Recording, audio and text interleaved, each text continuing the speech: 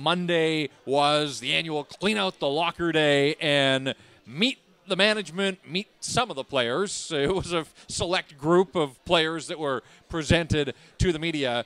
But let's go with the management and coach. And again, if the Canucks are asking my advice, then they don't. It's funny how that works. But like Travis Green has handled media all season by himself, standing up there at the podium, and he was fine at it. He did a good job. I thought, of all the things he did this year, he handled first year on the job in the NHL, handled the media part just fine.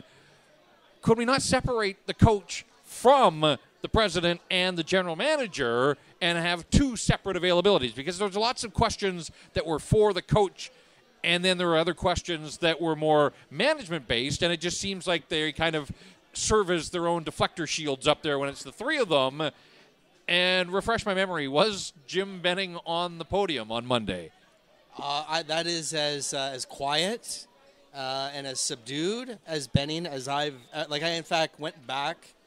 I couldn't believe it. I'm like, was Benning like that last year? So I went back and watched last year's presser, good chunks of it. Man, you go back in time an awful lot.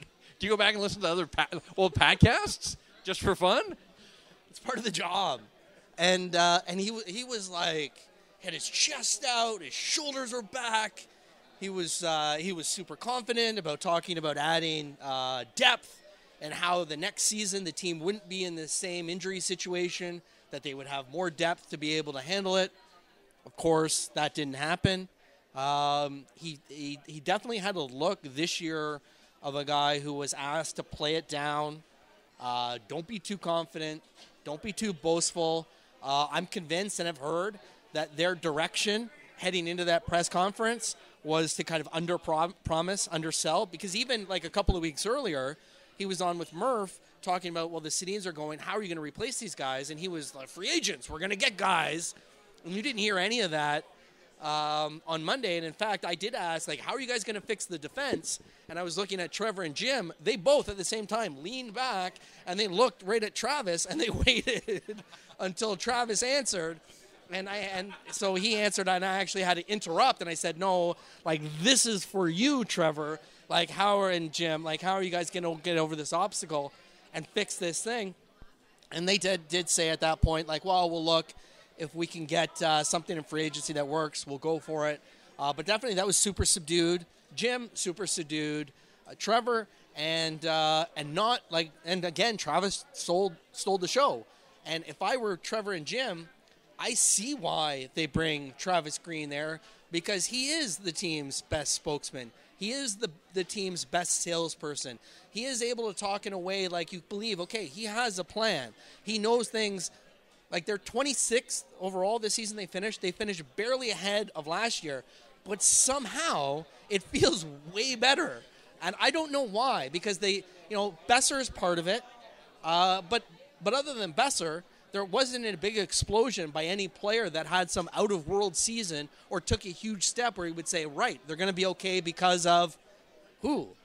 Like, Horvat was okay, but he had basically the same season he had last year. And some of the other guys, Virtanen, Goldobin, mixed results at best. Ben Hutton disappeared. Troy Stetcher, okay, a little bit of improvement. I mean, their best story, other than Besser, was probably Edler. And he's into his 30s. Like, he's not a guy that you can build around moving forward. But well, just let me stop you. Two guys you didn't mention that had pretty good years don't play here anymore. Daniel and Henrik Sedin. They both had a bump in production, and that was, the team scored 40 more goals than it did a year ago, and Besser was a huge part of that, but Daniel was one of the guys that had a spike in his production. Henrik obviously didn't with his 3. But even looking at their year-end statistics, Daniel, Henrik, Thomas Vanek, there's 3 of the top 6 scorers on the Canucks this year. They're all gone. Edler was in the top 6 among their final scorers as well. So when it comes to forwards that are coming back next year, it's Horvat and Besser were the only 2 forwards in the top 6 of scoring that are going to be back next year. More great points. Like, the Sedin's going, it should be a time of feeling down and sorrow and like, whoa, we're in this black hole. What are we going to do to get out of it? And I do feel a big part of changing that feeling in the entire city, in the media, the way the team is covered, the way the team is talked about, in the middle of all of that, having a major impact in a positive way is Travis. Like, I listen to him and I buy in. Like, I listen to him say, like, we're trying to turn these guys into winners. I'm hard on them because at the other end of it, we're going to have guys that can play. We're going to have guys that I can win with. And I'm buying what he's selling. Maybe some of it's misplaced, but certainly when hearing him talk, you are convinced that he knows what he's doing. When the other two guys, Jim and Trevor, speak, I'm not sure that they do know what they're doing in terms of having a specific plan about where the team is going to get from where it is now to a competitive team that can win playoff games and can win playoff series.